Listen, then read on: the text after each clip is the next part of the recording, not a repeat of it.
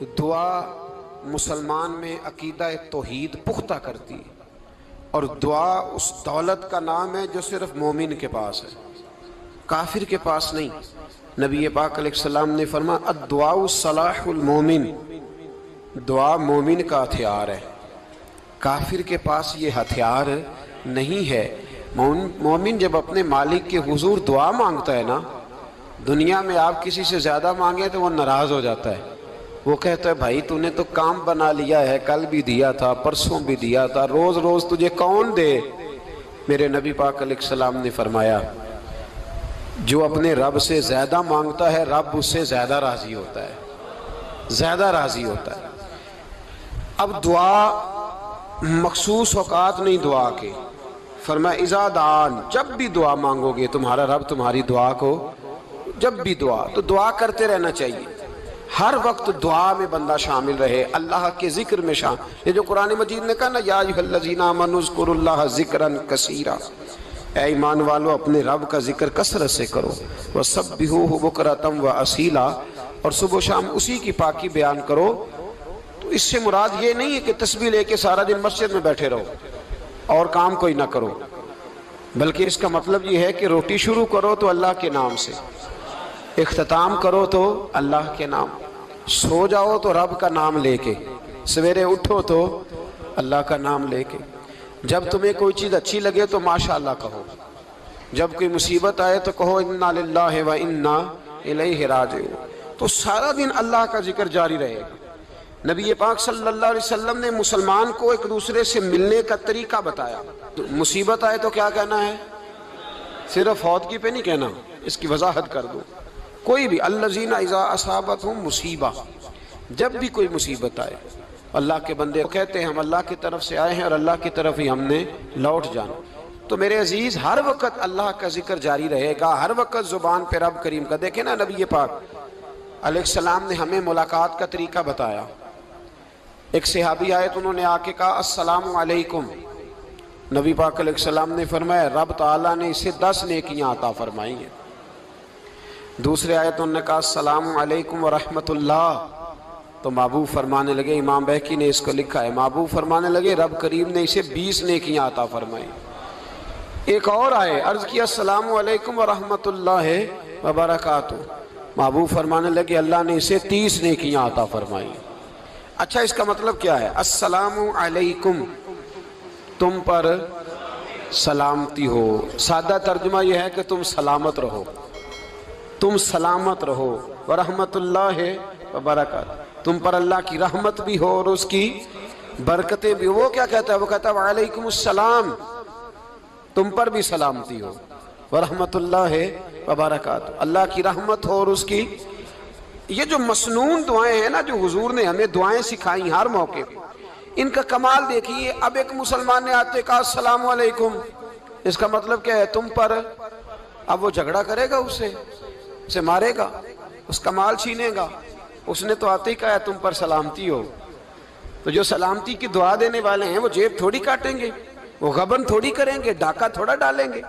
اسلام نے لفظ ہی وہ سکھایا ہے کہ فرمایا جب تم نے ملنا ہے تو تم نے دعائیں کرنی ہیں ایک دوسرے کے لیے۔ اب ہمارے ہاں نئے نئے لفظ آ گئے، ٹیلی فون اٹھایا تو کہا ہیلو، اس کا کیا ترجمہ ہے؟ کون ہے، اس کا کیا ترجمہ ہے؟ جی جناب، اس کا کیا مطلب؟ ہم نے دیکھا بڑے بڑے سمجھدار لوگ السلام علیکم کی بجائے کہتے ہیں کیا حال ہے۔ بھئی کیا عجیب بات ہے، بھئی کیا حال ہے کا کیا مطلب ہوا؟ وہ بعد میں کرنے کی بات ہے۔ اور کچھ تھوڑا سا جو ادیب ہیں، جو بیچارے حروف کے پیچ و تاب میں رہتے ہیں، وہ کہتے ہیں آداب عرض ہے۔ وہ کیا ہوتا ہے جی؟ اسلام نے دعا سکھائی ہے السلام علیکم، یہ کتنی خوبصورت دعا ہے۔ جب آپ گھر کے اندر داخل ہوئے تو آپ نے دعا دی السلام علیکم، یہ دعا دی آپ۔ ایک صحابی حاضر خدمت ہوئے، عرض کی یا رسول اللہ صلی اللہ علیہ وسلم میرے گھر میں غربت رہتی ہے، کیا کروں؟ نبی پاک علیہ السلام نے فرمایا جب بھی گھر جایا کرنا گھر والوں سے سلام لیا کر، گھر والوں سے کیا کہا کر؟ السلام علیکم، جب بھی گھر جائے۔ یعنی گھر آیا، اب گھر والوں نے بتایا کہ ماچس کی ڈبیا تو لے آؤ۔ اب یہ دکان کونے پہ تھی گھر والے پہ، وہاں سے ماچس کی ڈبیا لے کے واپس گیا تو کہنے لگا السلام علیکم. پھر گھر والوں نے کہا ہو بتانا یاد ہی نہیں رہا، چینی بھی ختم ہو گئی ہے. تو یہ پھر گیا چینی لینے، لوٹ کے آیا تو کیا کہا؟ جب اللہ چاہتا ہے تو کہے، جب اللہ کے رسول چاہتے ہیں تو کہے. اس کا ترجمہ یہ ہے کہ تو کہہ، تو سلام لے. اللہ رسول چاہ رہے ہیں کہ تو سلام لے تاکہ تیرے گھر میں سلامتیاں ڈال دی جائیں. تو فرمایا سلام لینی ہے تو نے، اور ساتھ تو نے اس طرح کرنا ہے کہ 3 دفعہ سورۃ اخلاص کو پڑھنا ہے. امام قرطبی نے اس کو لکھا ہے. اس نے کہا حضور غربت بڑی ہے. غربت بڑی ہے تو کہ وظیفہ بتائیں. فرمایا جب بھی گھر جاؤ سلام لو اور 3 دفعہ سورۃ اخلاص پڑھو. وہ صحابی کہتے ہیں میں پکا ہو گیا. اب وہ کچھ دنوں کے بعد، کچھ عرصے کے بعد، کچھ مہینوں کے بعد واپس آئے تو صحابہ کرام علیہم رضوان فرماتے ہیں ہماری خواہش تھی کہ یہ کچھ بیان کرے، اب بتائے جو وظیفہ لے کے گیا تھا اس کا رزلٹ کیا نکلا. کہتے اس نے بڑی حیرت انگیز بات کی، حیرت انگیز عجیب انداز میں. کچھ لوگوں کا دل ہوتا ہے نا کہ مجھے ملے میرے پڑوسی کو نہ ملے، اور کچھ کا دل ہوتا ہے یار مجھے بھی ملا ہے اور الحمدللہ میرے پڑوسی کو ملا ہے. تو صحابی جب حاضر ہوئے تو صحابہ کہتے ہیں ہمیں تجسس تھا کہ یہ کچھ بتائیں. تو حضور نے فرمایا کیا حال ہے تیرا؟ کہا یا رسول اللہ کمال ہی ہو گئی ہے حضور، میں جب بھی گھر جاتا ہوں سلام لیتا ہوں اور 3 دفعہ سورۃ اخلاص پڑھتا ہوں. میں تو امیر ہو ہی گیا ہوں، میرے تو ہمسائے بھی امیر ہو گئے. کتنا پیارا ہے یہ جملہ، کتنا حسن ہے. اتنا اچھا لفظ کسی اور کے پاس ہے ہی نہیں جو الفاظ ہمیں ہمارے رسول نے عطا فرمایا. اس کو اپنائیے، اس کو اپنائیے. یہ الگ بات ہے کہ لوگ مطلب کے لیے سلوٹ کر لیتے ہیں بڑا سارا، لیکن مطلب کے لیے نہیں. جس کو جانے اس سے بھی سلام لیں، جس مسلمان کو نہیں جانتے اس سے بھی. تو نبی پاک نے ہمیں مسنون دعائیں سکھائیں. رات کو جب سونے لگیں اللہ کے رسول صلی اللہ علیہ وسلم نے ہمیں دعا سکھائی. حضور نے فرمایا جب سونے لگو تو مسلم شریف میں فرمایا تم نے یہ دعا پڑھنی، اللہم باسمک اموت و احیا. تم نے کہنا اے اللہ میں تیرے نام پر مرتا ہوں اور تیرے نام پر جیتا ہوں. نبی پاک صلی اللہ علیہ وسلم نے ایک حدیث میں فرمایا کہ یہ جو نیند ہے نا یہ موت کی چھوٹی بہن ہے، یہ موت کا ایک حصہ ہے. جس طرح انسان سو جائے تو کوئی خبر نہیں ہوتی کیا ہو رہا ہے، بالکل وہ اٹھا ہے تو اس نے کہا ہو یہ کیا ہوا. سو جاتا ہے نا آدمی، اسے خبر نہیں ہوتی. اوہو میں نے تو 11 بجے اٹھنا تھا، یہ تو 3 بج گئے. اب اسے خبر نہ رہی. سوتے ہوئے لوگ چوری کر لیتے ہیں، بلکہ اس طرح بھی ہوتا ہے کہ آدمی نے گکھڑ اترنا تھا، وہ پنڈی سے آ رہا تھا لیکن وہ سویا ہوا تھا. آنکھ تب کھلی جب کاموں کی آ گیا تھا. اب اس کا اس پر زور تو فرمایا کیا پتا اب تو کھل گئی کاموں کی، جا کے لاہور جا کے کسی جگہ پہنچ کے. تو یہ بھی ممکن ہے کہ کھلے ہی نہ، نیند ہی موت کا سبب بن جائے. تو تو کہہ کے سو کہ یا اللہ تیرے نام پہ سو رہا ہوں. اللہ کس نام پہ سو رہا ہوں یار؟ اگر ہم ان دعاؤں کا حسن سمجھے مت، اللہم باسمک اموت و احیا، یا اللہ میں تیرے نام پہ سوتا ہوں اور تیرے نام پر اٹھتا ہوں. گویا کہہ رہا یا اللہ میری نیند بھی تیرے فضل سے ہی ہے، اور اگر آنکھ کھل جائے تو وہ بھی تیرے فضل سے ہی ہے. کتنا اعلیٰ نبی پاک علیہ السلام نے انداز سکھایا. اور پھر بخاری شریف میں حدیث موجود ہے، فرمایا جب اٹھو تو کہو الحمدللہ الذی احیانا احیانا بعد ما اماتنا والیہ النشور. فرمایا جب تم سو کے اٹھو تو پھر کہو اے اللہ ساری تعریفیں تیرے لیے، تمام تعریفیں جس نے ہمیں موت کے بعد حیات دی. موت کے بعد فرمایا احیانا بعد ما اماتنا، ہمیں مرنے کے بعد گویا اللہ کا شکر ادا کر کے آنکھ کھل گئی. دیکھیں کس طرح اسلام مسلمان کو اللہ کے ساتھ جوڑتا ہے. فرمایا شکر کر، آنکھ کھل گئی. کہ یا اللہ تیرا شکر ہے تو نے موت کے بعد ہمیں دوبارہ حیات عطا فرمائی، یہ شکر ادا کرو. گویا تم یہ نہ کہنا کہ میں اٹھ گیا ہوں تو میرا کمال ہے، یہ نہ سمجھنا میں اٹھ گیا ہوں تو میں بڑا پابند ہوں، جب میں ارادہ کر لوں کہ میں نے 11 بجے اٹھنا ہے تو پھر میں اٹھ جاتا ہوں. یہ نہ کہنا کہ یہ الارم بڑا اچھا ہے، یہ مجھے اٹھا لیتا ہے. ذہن کے اندر خیال کر کہ نیند تو موت کی طرح تھی، یہ جو میں اٹھ گیا ہوں تو اپنے رب کے فضل سے اٹھا ہوں. جو میں اٹھ گیا ہوں، جو ابھی اٹھے ہیں وہ تو بول دینا کم از کم کہ میں اپنے رب کے فضل سے اٹھ گیا. تو دعا سکھائی. پھر دیکھیے نبی پاک صلی اللہ علیہ وسلم نے فرمایا جب تم بیت الخلاء میں جاتے ہو نا، واش روم میں جاتے ہو، تو گندی چیزیں ہوتی ہیں وہاں، شیطان ہوتے ہیں، جنات ہوتے ہیں، یہ گندگی پہ ہوتے ہیں۔ جب تم واش روم جاؤ، بیت الخلا جائے، تب بھی دعا مانگو۔ کیا دعا مانگو؟ وہ دعا بھی نبی پاک صلی اللہ علیہ وسلم نے ہمیں تعلیم فرمائی اور بخاری میں ہے، کہا پڑھا کرو، اللہم انی اعوذ بک من الخبث والخبائث۔ کہو اے اللہ، ناپاک چیزوں سے میں تیری پناہ مانگتا ہوں، وہ نر ہوں یا مادہ ہوں۔ اللہ میں تیری پناہ مانگتا ہوں۔ واش روم کے اندر بہت ساری بری چیزیں ہوتی ہیں، جوان میری بات پر توجہ فرمائیں، وہاں بہت ساری گندی چیزیں ہوتی ہیں۔ انسان کئی دفعہ واش روم میں جاتا ہے، اسے وسوسے زیادہ آتے ہیں، یہ نوٹ کریں میری بات کو۔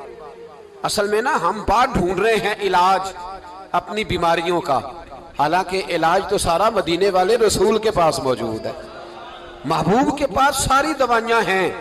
تو نبی پاک علیہ السلام دیکھیں نا، انسان واش روم میں جاتا ہے، اسے وسوسے آتے ہیں، برے خیالات آتے ہیں، وہ گناہ کی طرف کئی دفعہ مائل ہوتا ہے، تو کہا تو دعا پڑھ کے جا، اللہم انی اعوذ بکا، یا اللہ میں تیری پناہ مانگتا ہوں، من الخبث والخبائث، ہر خبیث اور بری چیز سے میں تیری پناہ مانگتا ہوں، وہ نر ہو یا یار کتنا عظیم دین ہے، کتنا عظیم میرے مصطفیٰ کریم کا وہ والا دین ہے۔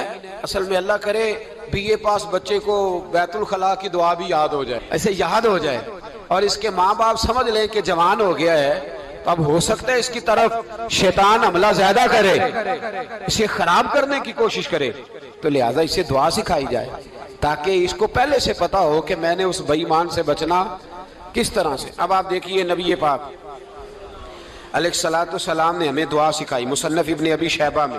کون سی دعا؟ واش روم سے نکلنے کی۔ اللہ اکبر، بڑی زبردست دعا ہے، بڑی زبردست۔ آپ یقین کریں اس ایک ایک دعا پر ایک ایک پورا بیان ہو سکتا ہے، ایک ایک۔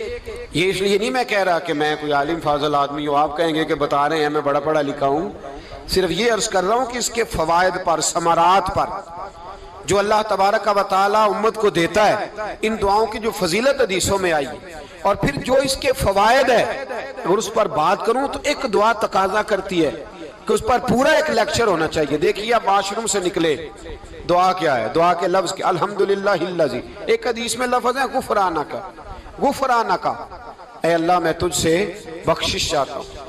اور جو مشہور اور معروف ہے مصنف ابن ابی شیبہ کی روایت، فرمایا الحمدللہ الذی اذھب عنی العذاب وعافانی، فرمایا اے اللہ تیرا شکر ہے، واش روم سے نکلا ہے تو کہہ رہا ہے یا اللہ تیرا شکر ہے، تو نے مجھ سے اذیت دور کی، وعافانی، اور تو نے مجھے عافیت عطا کر دی، اذیت دور کر دی اور عافیت۔ بولیے واش روم سے نکلا ہے تو کیا کہتا ہے؟ یا اللہ تیرا شکر ہے، تو نے مجھ سے اذیت دور کر دی اور مجھے عافیت۔ ڈاکٹر حکیم ہومیوپیتھک ایک چیز پر متفق کم ہوتے ہیں، پتہ ہے نا آپ کو، لیکن اس بات پر سب کا اتفاق ہے کہ اگر کسی کو قبض ہو جائے نا تو شاید 70 یا 72 بیماریاں لگ جاتی ہیں اس کو۔ اور جب آدمی کو قبض ہوتی ہے نا، پیٹ کے اندر فضلہ جم جاتا ہے، خارج نہیں ہوتا، اس کو اعصاب کی بیماری ہوتی ہے، اس کے ذہن پر اثر ہوتا ہے اس چیز کا۔ آپ یہ مت سمجھیں کہ کھانا کھانا ہی ایک کمال ہے، اللہ نے یہ بھی نعمت بنائی ہے کہ کھانا جب خارج ہوتا ہے تو وہ بھی اللہ کا بہت بڑا احسان ہے۔ تو فرمایا تو سمجھا ہی نہیں، اگر تجھے قبض ہو جاتی، تیرے پیٹ کے اندر وہ چیز جم جاتی، تیرے لیے کتنی تکلیف کا باعث تھی۔ ان لوگوں سے پوچھئے جو اس کے بیمار ہیں، اس کے مریض ہیں، وہ کتنی تکلیف میں رہتے ہیں، سر میں درد ہوتا ہے، سر چکراتے ہیں۔ ایک بہت بڑا روڈ ایکسیڈنٹ ہوا تو ڈرائیور سے لوگوں نے پوچھا کہ مسئلہ کیا ہے، تو کہنے لگا میں قبض کا مریض ہوں، تو میں کھانا کھا لیتا ہوں تو میرے ذہن پر وہ اس قدر زیادہ گیس کا غلبہ ہوتا ہے کہ میں سخت تکلیف میں ہوں۔ نبی پاک علیہ السلام نے ہمیں سمجھایا اور بتایا کہ سمجھ لو یارو، کھانا کھانے کی نعمت تو اللہ نے تمہیں عطا فرمائی ہے، لیکن کھانا کھانے کے بعد اس کا اخراج بھی اللہ کی بہت بڑی نعمت ہے، تو اللہ کا شکر ادا کرو۔ پھر جب آپ گھر سے نکلیں گے تو بھی اس کی دعا ارشاد فرمائی، بسم اللہ توکلت علی اللہ، اللہ کے نام سے گھر سے نکلتا ہوں اور میں نے بھروسہ بھی اللہ کے نام پہ کیا۔ جب گھر سے نکلیں تو کس کے نام پہ بھروسہ کریں؟ بولیے۔ حضرت رابعہ بصریہ رحمت اللہ علیہا آپ تشریف لے گئیں حج کرنے، جس دن واپس آئیں اپنا اونٹ کہہ گئی جاتی دفعہ، کہنے لگی اللہ میں تیرے حوالے کر کے جا رہی ہوں، اور بسم اللہ توکلت علی اللہ، بھروسہ بھی تیری ذات پہ۔ جس دن واپس آئی نا اسی دن کسی نے بتایا کہ اماں آج ہی تیرا اونٹ مر گیا ہے، تو اونٹ کے سرانے کھڑی ہو کے کہنے لگی مولا میں تو تیرے نام پہ تیرے پہ بھروسہ کر کے گئی تھی، تیرے حوالے میں تو تیرے گھر گئی تھی۔ تو لوگ کہتے ہیں اماں کے منہ سے لفظ نکلے تو اونٹ زندہ ہو کے کھڑا ہو گیا ہوں۔ تو اماں کہنے لگی نہیں تمہیں غلطی لگی ہے، مرا ہی نہیں تھا، پہلے سے ہی موجود تھا، وہ اپنی کرامت بھی نہیں ظاہر ہونے دی۔ تو بھائی گھر سے نکلیں تو کس لفظ پر کہ یا اللہ میں تیرے بھروسے پہ نکل رہا ہوں میں، اس کے دو فائدے ہوں گے، ایک تو آپ اللہ کی امان میں جا رہے ہیں، اللہ کی امان میں آ رہے ہیں، اور دوسرا جس گھر کو آپ چھوڑ کے جا رہے ہیں اسے بھی اللہ کی امان میں دے کے جا رہے ہیں۔ تو کتنا لذت والی دعا ہے جو نبی کریم علیہ السلام نے ہمیں سکھائی۔ اب ذرا حدیث سنیں خوش ہو کے، دیکھیں حضور نے دعا سکھائی، فرمایا جب دیکھ لو نا کسی کو ہنستا ہوا، کیا کرتا ہوا؟ ماشاءاللہ آپ تو ہنسنے لگے۔ جب کسی کو ہنستا ہوا دیکھو تو کہا کرو اضحک اللہ سنک، یہ دعا یہ بخاری ہے، فرمایا دعا مانگا کرو جب کسی مومن کو ہنستے ہوئے دیکھو تو دعا مانگو اضحک اللہ سنک، اللہ تجھے ہنستا ہی رکھے، اللہ تجھے، بولیے، جل نہ جایا کرو کہ میں پریشان ہوں تو یہ ہنس کیوں رہا ہے، جھلا نہ کرو، بلکہ کیا کرو اللہ تجھے ہنستا رکھے، اللہ تجھے۔ نبی پاک صلی اللہ تعالی علیہ وآلہ وسلم نے فرمایا، ترمذی میں حضرت اسامہ بن زید رضی اللہ تعالیٰ عنہ سے حدیث مروی ہے، حضور نے فرمایا جس نے کسی کے ساتھ احسان کیا اور جس پر احسان کیا، اگر اس نے یہ دعا پڑھ دی نا جزاک اللہ خیرہ، تو فرمایا اس نے اللہ کی بھی پوری حمد کر دی اور محسن کا صحیح شکریہ بھی ادا کر دیا۔ کیا کہنا ہے؟ جزاک اللہ، اللہ تجھے بہترین جزا عطا کرے۔ اس کا ترجمہ کیا ہے؟ اللہ تجھے بہترین، کیونکہ حضور فرماتے ہیں من لم یشکر الناس ولم یشکر اللہ، جس نے بندوں کا شکریہ ادا نہیں کیا اس نے اللہ کا بھی شکریہ ادا نہیں کرنا۔ تو کیا کہنا چاہیے؟ جزاک اللہ خیرہ۔ اور اگر اماں کہتی ہو بچوں کو انگریزی سکھانی ہے تو کیا کہنا ہے؟ پھر شکریہ ادا کرنے میں کیا کہنا ہے؟ Thanks, thank you. وہ خدا کے اس کا ثواب کتنا ہے؟ بولے انگریزی ایک زبان ہے، اس کو زبان ہی رہنے دیں۔